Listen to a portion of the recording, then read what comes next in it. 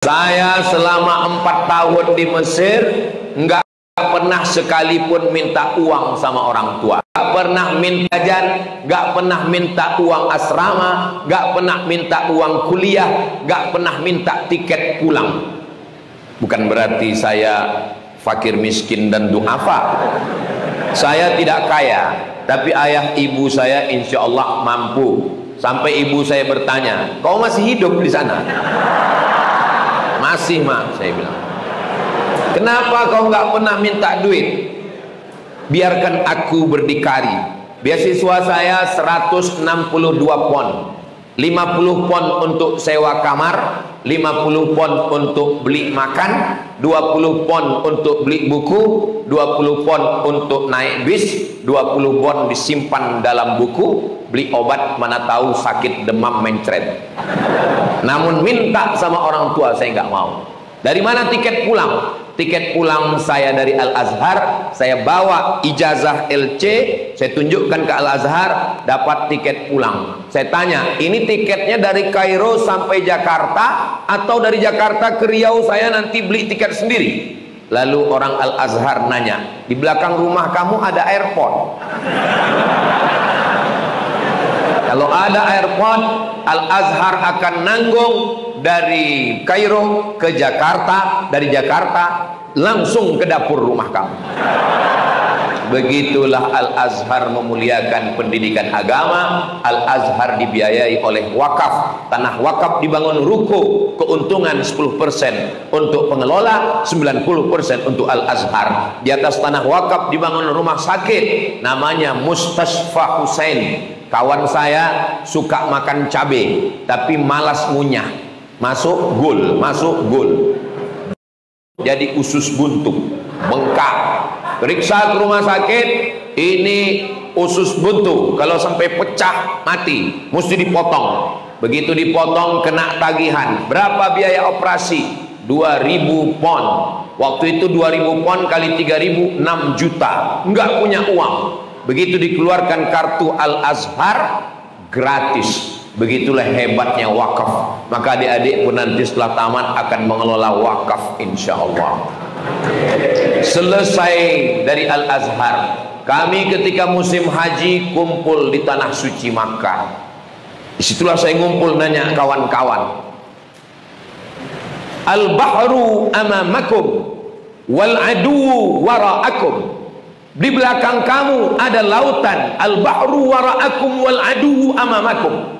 Lautan di belakang, musuh di depan. Kalau mati, mati syahid. Kalau mundur, mati konyol. Begitu juga kita ketika kuliah. S1 di belakang, mertua di depan. Ainal mafar. Mau kemana? Saya mikir aku mesti S2. Gimana caranya? Makanya pas haji itu ngumpul sama kawan-kawan, nanya, kau dari mana? Saya dari Irak. Wah, ada universitas di Irak? Ada. Apa namanya? Universitas Saddam Hussein. Pertanyaan yang pertama, gratis nggak? Sebab ini pemburu beasiswa. Universitas Saddam Hussein? Iya. Di mana? Di Baghdad. Oke. Berarti saya nanti daftar di Universitas Saddam Hussein di Baghdad. Dari Irak ke Madinah naik bis.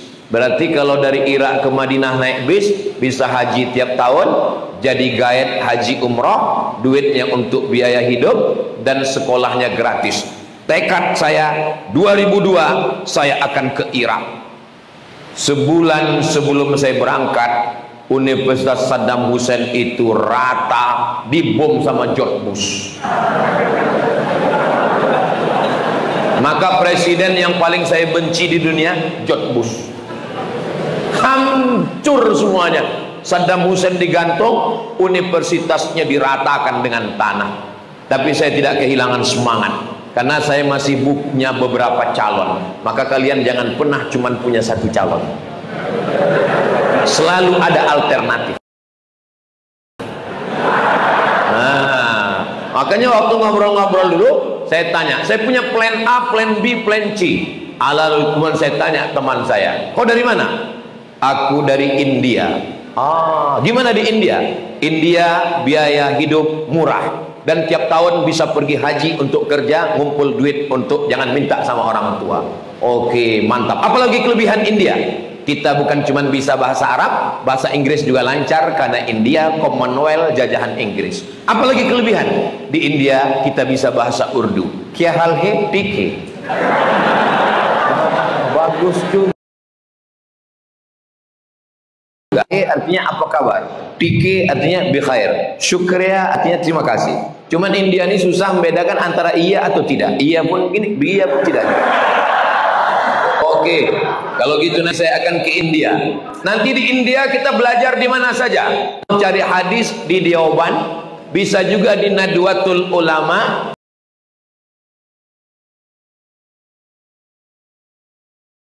bisa juga di Aligarh University. Ya, masuk dalam plan.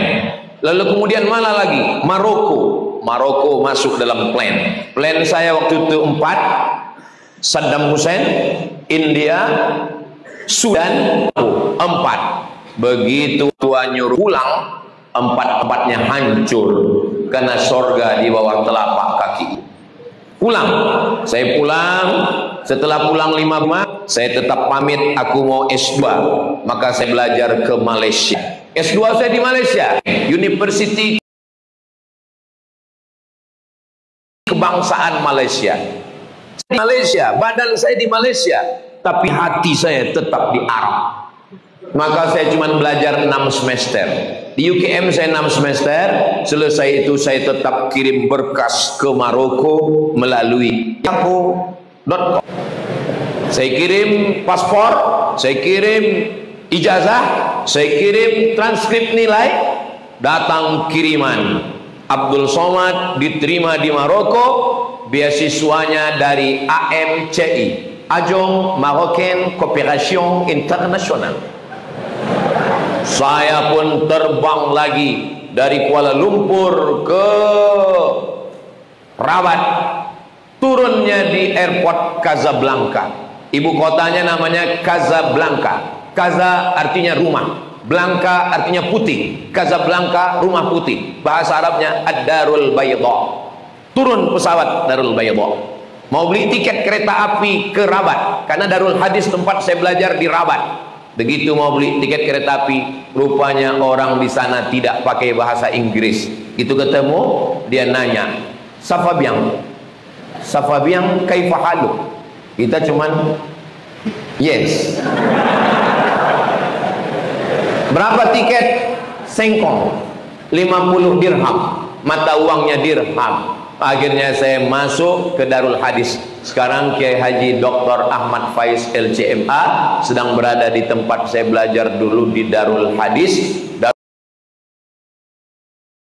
Darul Hadis bagus, cantik, alamnya indah, di tepi laut Samudra Atlantik, di gunungnya ada salju, musimnya 4, ada musim rabi, musim bunga, ada musim kharif, musim gugur, ada musim syita, musim dingin, ada musim saif, musim panas. Cantik dan indah. Mereka nanya ke saya, di tempat kami ada rihlatas syita was saif, ada rabi dan kharif. Di kampung kamu berapa musim? Saya bilang banyak. Ada musim durian, ada musim rambutan, ada musim pilkada. Saya bilang, alhamdulillah. Saya sampai ke Maroko tahun 2004. Saya masuk. Ternyata Maroko juga kejamnya luar biasa. Beasiswa saya 1 bulan 800 dirham. Mata uangnya dirham. Lebih kurang $100. Kalau sekarang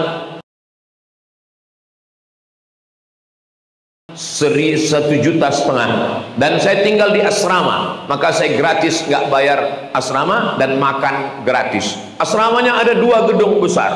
Gedung sebelah kanan itu orang-orang putih semua, Indonesia, Malaysia, lalu kemudian yang ada dari negara-negara Arab.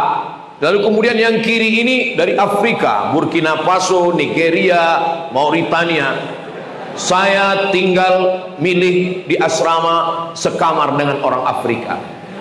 Kenapa saya bersama mereka? Karena orang Afrika ini pengalaman saya orangnya lebih baik, komunikasinya nggak sombong, dan di tengah mereka saya terasa lebih putih. Nah, jadi saya satu asrama. Saya pernah satu asrama dengan orang Mauritania. Saya pernah satu asrama, satu kamar dengan orang Madagaskar, orang Kristen. Saya pernah satu kamar dengan orang orang Guinea. Pernah satu kamar dengan orang Guinea, Muslim. Dia tanya, where are you come from? Dia bahasa Inggris. Saya bilang Indonesia. Oh, dia bilang in all of the world, di dunia ini semuanya 4 Guineas. Di dunia ini ada 4 Guinea. Dan 1 Guinea ada di kampung kamu. Saya kaget. Dia bilang ada 4 Guinea di dunia. Negara saya Guinea, satu lagi Guinea Bissau, satu lagi Guinea Conakry, dan satu lagi adalah di kampung kamu. Apa namanya? Papua New Guinea. Ternyata saudara kita Papua itu masih suku dengan mereka yang ada di Guinea. Dia baik sekali. Pagi-pagi dia tawarkan saya sarapan. Dia ambil roti, dia belah, dia ambil sarden 1 kaleng, dia masukkan, dia pencet, langsung dia baca, Allahumma barik lana fima razaqtana wa qina adzabannar. Saya coba, enggak masuk. Kita masih perlu oseng-oseng, sambal terasi, pakai tahu tempe. Memang masalah makanan ini. Saya tinggal di asrama, orang Maroko semuanya makan gandum. Saya tetap beli beras. Saya datang bawa beras 1 kilo.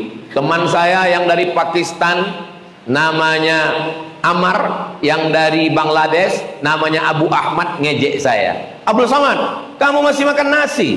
Kami di Maroko sudah nggak makan nasi lagi. Saya bilang saya nggak bisa kalau nggak makan nasi. Perut saya kenyang tapi otak saya nggak jalan.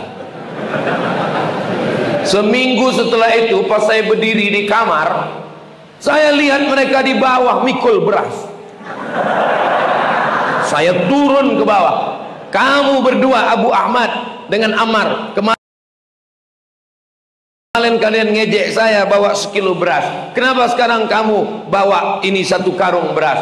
Kata mereka, Abdul Somad, kita ini orang Asia, kalau nggak makan nasi otak kita nggak kerja. Jadi masalah makanan, adik-adik dari sekarang biasakan makan gandum supaya nggak susah kayak saya dulu makan nasi.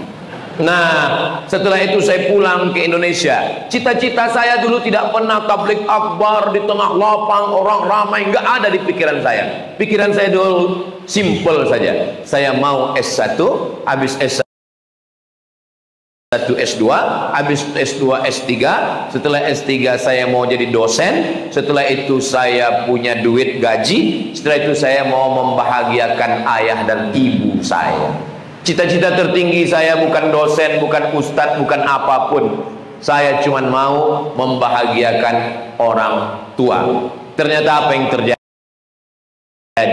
Allah Subhanahu wa taala membuat hidup saya skenarionya luar biasa, sama seperti judul lagu, jatuh bangun aku mengejarmu.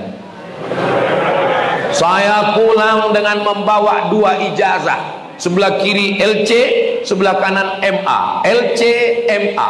Lagi cemas mencari anak gadis. Enggak ada satupun orang yang mau memberikan anaknya ke saya, karena dia takut anaknya enggak makan. Karena saya bukan orang kaya. Akhirnya saya merantau ke Brunei Darussalam. Saya buat surat lamaran kerja, masih saya simpan sekarang di file laptop saya. 17 lamaran, 1 pun nggak ada yang nyangkut. Akhirnya saya pulang. Kata ibu saya, kau pulang aja, kau ngajar di kampung halaman. Setelah saya pulang, saya ikut tes dosen, saya lulus tahun 2009, PNS Fakultas Usuluddin, ngajar mata kuliah hadis. Karena S2 yang saya tulis itu 600 halaman, judul tesis S2-nya Rijalul Muwatta' was Sahihain alladzina dha'afahumun Nasa'i fi kitabid du'afa wal matrukin jam'an wa dirasatan. riwayat hadis yang ada dalam Sahih Bukhari, Sahih Muslim, Muwatta Imam Malik yang didhaifkan oleh Imam An-Nasai dalam kitab Du'afa wal Matrukin sebanyak 62 perawi. Diterima, disidangkan. Saya selesai sidangnya pada bulan November 2006. Jadi S2 saya selesaikan setahun 11 bulan. Kenapa bisa cepat? Karena ancaman kalau beasiswa putus nggak makan. Jadi ternyata, mohon maaf, anjing herder yang lari kencang dengan orang yang lari biasa itu yang bisa mengimbangi. Siapa yang mau lomba lari kencang, cobalah dikejar anjing herder. Insya Allah cepat. Makanya kalau ada sekarang saya ketemu dengan mahasiswa, saya masuk kampus, pas nanya sama mahasiswa, kamu semester berapa? Semester berapa? 4. Masa 14? Kok bisa semester 14? Bukunya bahasa Indonesia, dosennya orang Indonesia, belajarnya di Indonesia, pulang kampung tiap Sabtu. Kok bisa 14 semester nggak selesai? Karena nggak dikejar anjing. Nggak ada yang dikhawatirkan. Putus uang, kos-kosan nggak ada, uang nggak ada, passwordnya tinggal 3 huruf. Mbok, ma, mother. Maka kalau mau adik-adik semangat belajar, nanti kasih tahu sama orang tua. Ayah, ibu, izinkan aku pergi sejauh mata memandang, jangan kirim uang selama 4 tahun. Kalau aku nggak kirim kabar, sholat gaib berarti sudah mati.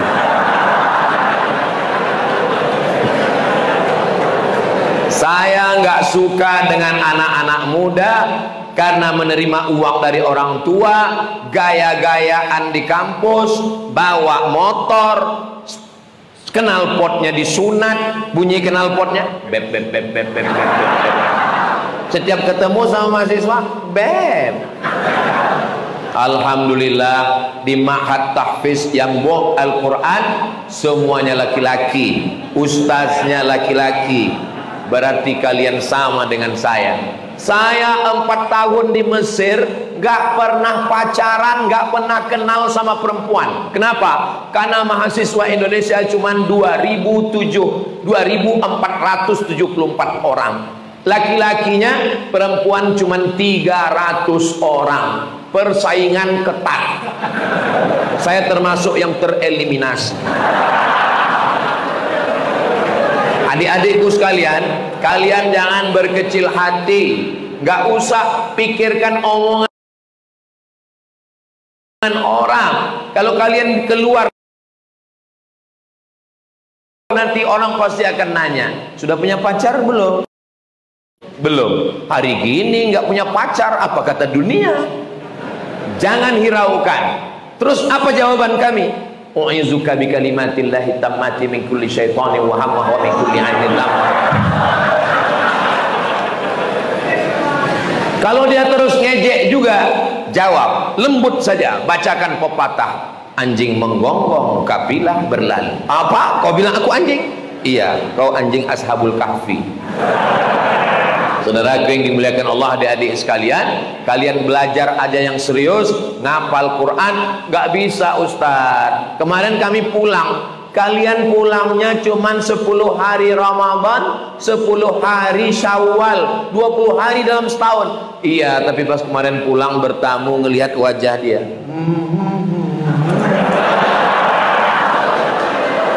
Bagaimana cara melupakannya Pak Ustaz?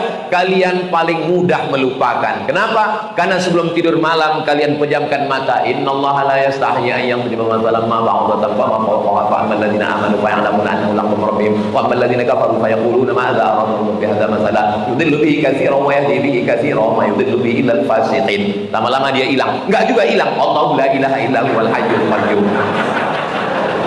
Kalian belajar yang serius, murojaah serius, gantungkan cita-cita setinggi bintang di langit. Setelah itu kalian insya Allah jadi apapun bisa. Nanti ada di antara adik-adik saya ini yang akan jadi polisi jenderal bintang 4, polisi penghafal Quran.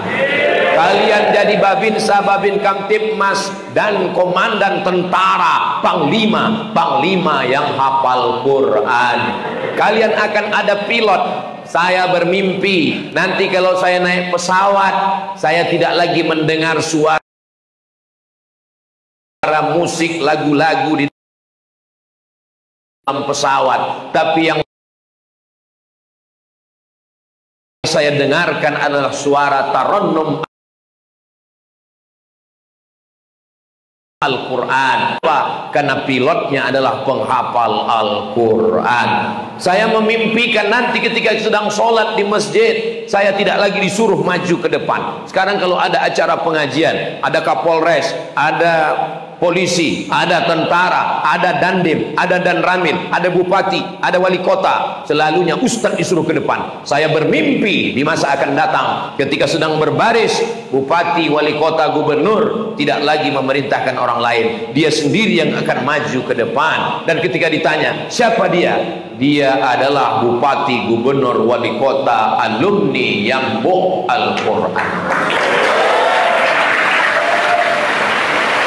Kalau Indonesia ini semakin banyak penghafal Al-Quran, maka insya Allah Indonesia menjadi mulia. Kertas jadi mulia karena Al-Quran. Gua, begitu banyak gua di Indonesia yang bagus-bagus, tapi gua yang paling dicari orang adalah gua yang di dalamnya turun Al-Quran. Iqra bismi rabbikal ladzi khalaq, khalaqal insana min 'alaqin, iqra wa rabbukal akramul ladzi 'allama bil qalami, 'allamal insana ma lam ya'lam. Hanya 5 ayat yang turun di gua itu, tapi gua itu dicari-cari orang. Di antara semua bulan, bulan apa yang paling mulia? Bulan yang ada Al-Quran di dalamnya. Disebutkan satu bulan, nggak ada bulan Muharram, nggak ada bulan Sya'ban. Yang ada adalah Syahrul Ramadan allazi unzila fihi Ramadan, mulia karena Al-Quran. Gua Jabal Nur mulia karena Al-Quran. Kertas mulia karena Al-Quran. Manusia mulia karena Al-Quran. Indonesia insya Allah dijaga Allah kemuliaannya karena semakin banyak penghafal Al-Quran.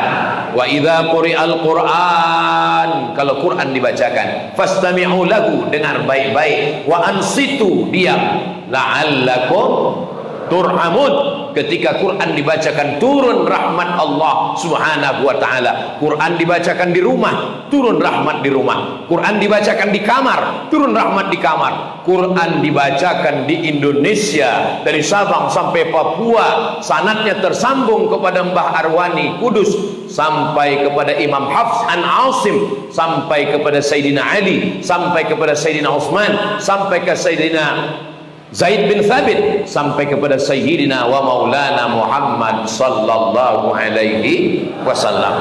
Baca Quran gak pakai guru, sesat menyesatkan. Download Quran di google.com. Baca Quran sendiri. Alama, tulisannya alama. Kenapa? Karena baca Quran tidak berguru. Al-Quran bukan kertas yang turun dari langit.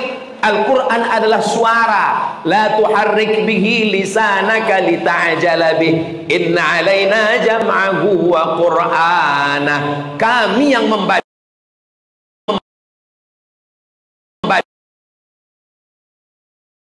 Al-Quran. La ta'manna ala Yusuf bismillahi majreha a'jamiyyu wa arabi alif lam mim.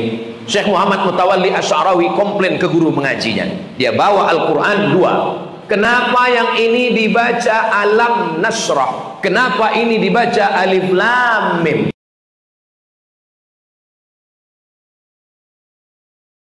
Sama. Kata gurunya, karena Al-Quran turun bukan kertas, bukan tulisan, tapi Al-Quran turun adalah suara. Andai terbakar semua Al-Quran yang ada di perpustakaan, andai hancur semua Al-Quran, Al-Quran tidak hilang. Kenapa? Karena Al-Quran ada di hati para santri yang buh Al-Quran.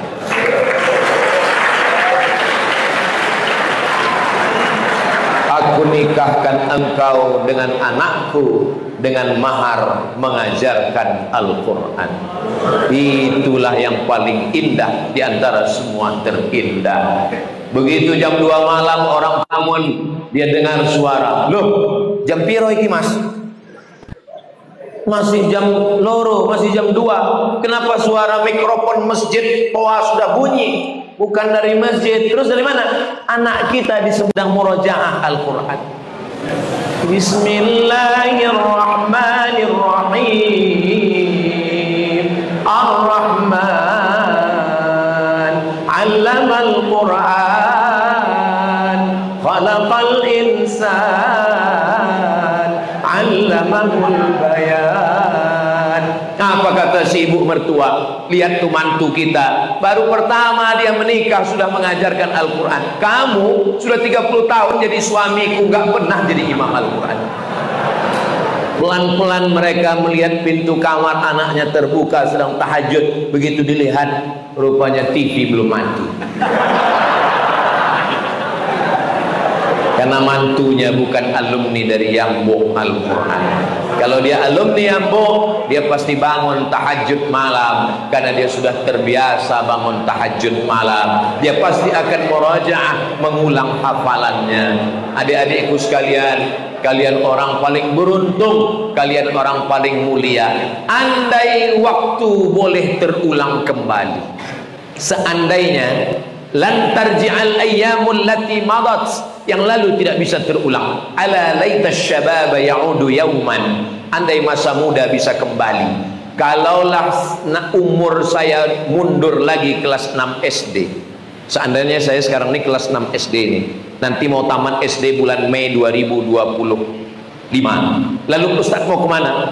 Saya mau jadi santri penghafal Quran Yambo Al-Quran. Kenapa? Tapi Ustaz kan nggak bisa lagi. Saya nggak bisa lagi belajar di Yambo Al-Quran karena umur saya sekarang udah berapa? 27 apa berapa? Umur ini kan bukan masalah angka, umur ini masalah rasa, guys.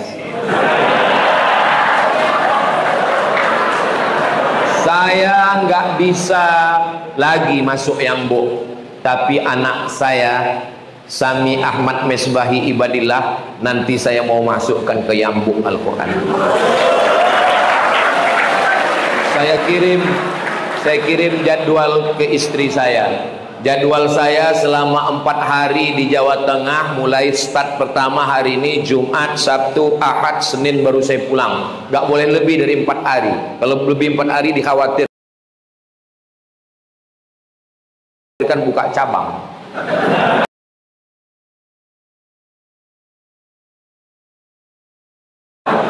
Saya kirim ke istri saya, aku 4 hari di Semarang, niatnya. Lalu dia lihat, oh ada di Yambo, nanti anak kita sekolahkan ke Yambo.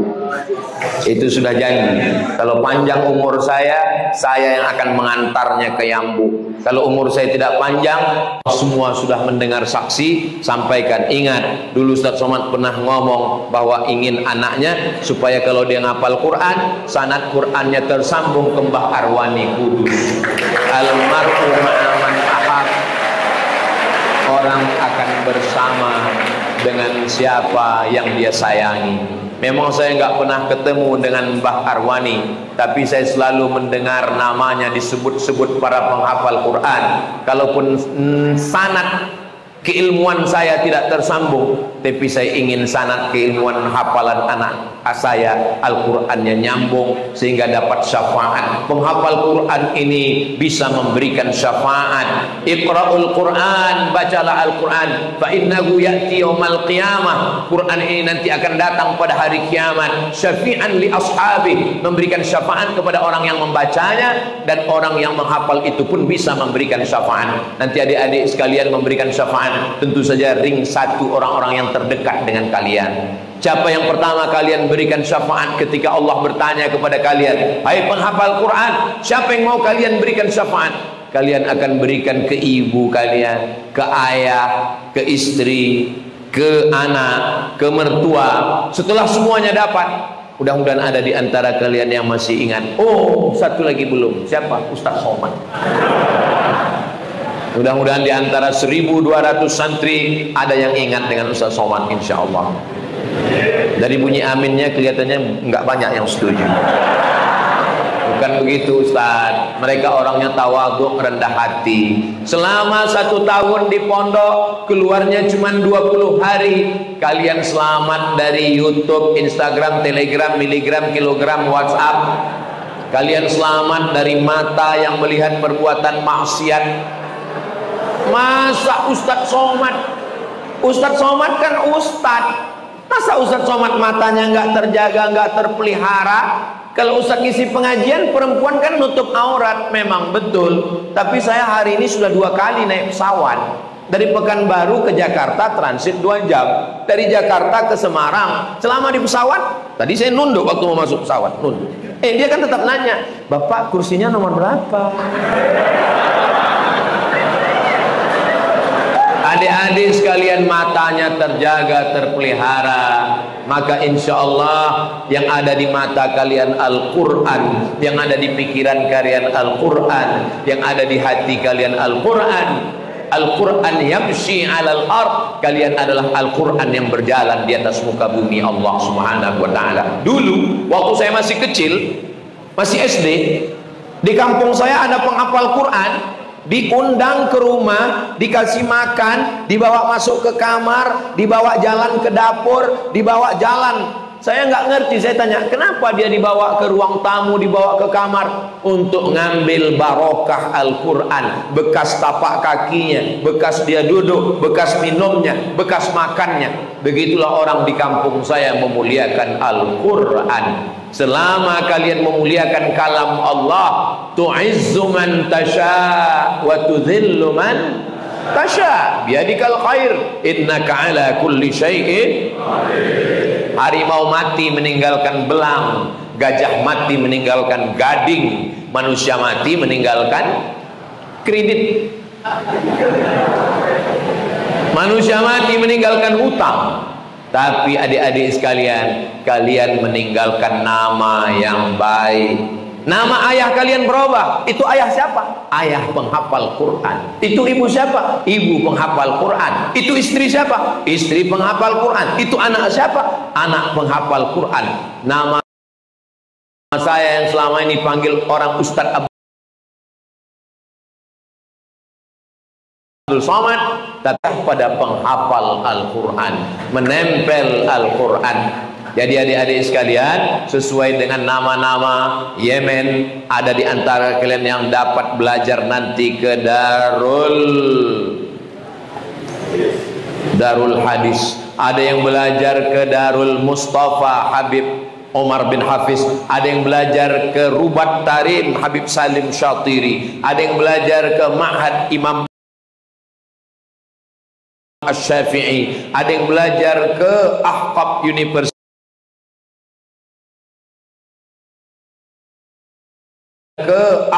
University, ke Al-Azhar, tempat khusus belajar qiraat saja. Qiraat Imam Hafs an Asim, qiraat Imam Qumbul, qiraat Ibn Katsir, qiraat Warsh. Mereka akan belajar sampai akhirnya pulang, dan semuanya akan mendirikan yambuk 1000 yambuk di Nusantara insyaallah, sesuai dengan tempatnya masing-masing. Yambuk tidak pernah yambuk 1, yambuk 2, tapi yambuk menurut tempatnya. Yambuk Menawan, yambuk dan tempat-tempat lainnya. Saya bermimpi, maka insyaallah ada yambuk di kampung halaman saya, ada yambuk di Papua, ada yambuk di Amerika. Supaya apa? Apalagi yang ganteng-ganteng ini dapat beasiswa ke New York, dapat beasiswa ke Anu itu apa Pak Ustaz? Australia National University. Siapapun bisa. Orang sekarang begitu bangganya kalau anaknya SMP dan SMA. Anak saya di SMA Plus, anak saya di SMP. Anak kamu bangga di SMP, nggak masalah, tapi jangan menyepelekan penghafal Quran. Mereka di pondok menguh juz Al-Quran di kepalanya. Di samping itu dia menghafal lagi tasrif, nahu, sorab. Hitunglah pelajaran di SMP cukup dengan 5 jari. Fisika, kimia, matematika, bahasa Inggris, bahasa Indonesia. Tapi di pondok pesantren, nahu, sorab, balaghah, ma'ani, bayan, mantik, fikih, usul fikih, qawaidul fikih, tafsir, arud qawafi, hadis, ilmu hadis, mustalah hadis, mukhtaliful hadis, rijalul hadis. Belum lagi Al-Quran. Bapak ibu dimanapun berada, cari anak kalian yang paling cerdas, yang IQ-nya paling tinggi, itulah yang kalian masukkan ke pondok tahfiz Quran Yambuk Al-Quran Menawan. Ini sekarang banyak orang anaknya nggak lulus SMP negeri, nggak lulus SMP plus, nggak diterima di mana-mana, baru dia bawa ke pondok. Oh, pikir pondok tempat pembuangan sampah. Setelah anaknya nakal di pondok karena nggak bisa belajar, nggak nangkap, baru dikatakan pondok tempat nakal. Anakmu nakal sebelum masuk pondok, mas. Saudara yang dimuliakan Allah Subhanahu Wa Taala, mudah-mudahan Allah menjaga adik-adik semua dari perbuatan maksiat. Syakautu ila waki'in su'a hifzi fa arsyadani ila tarkil ma'asi. Lalu kemudian apa kata dia? Di annal ilma nurun wa nurullahi la yuhda lil 'asi. Allah tidak akan mungkin menempatkan permatanya di atas tanah yang kotor, maka muliakan cawannya, muliakan cangkirnya, muliakan gelasnya, barulah air zam-zam dituangkan ke dalamnya, barulah diminum terasa nikmat segarnya. Kita ini masih manusia, nggak ada yang luput dari dosa. Jadi kalau ada di antara adik-adik mengatakan, saya ini masih buat dosa Pak Ustadz, berarti kamu masih manusia. Saya ini dosa terus, berarti setan. Saya ini nggak pernah buat salah Pak Ustadz, saya ini betul terus, berarti kamu sudah sejajar dengan malaikat Jibril. Kita ini kadang silap, kadang salah. Mudah-mudahan Allah mengampunkan dosa kita semua, insya Allah. Amin ya rabbal alamin. Tadi saya mulai jam 3 kurang 15, sekarang sudah jam 4 kurang 15. Ternyata saya sudah berdiri 1 jam. Jadi rupanya kalau kita berdiri di depan orang-orang yang hatinya bersih, penghafal Quran, itu berdiri pun nggak terasa.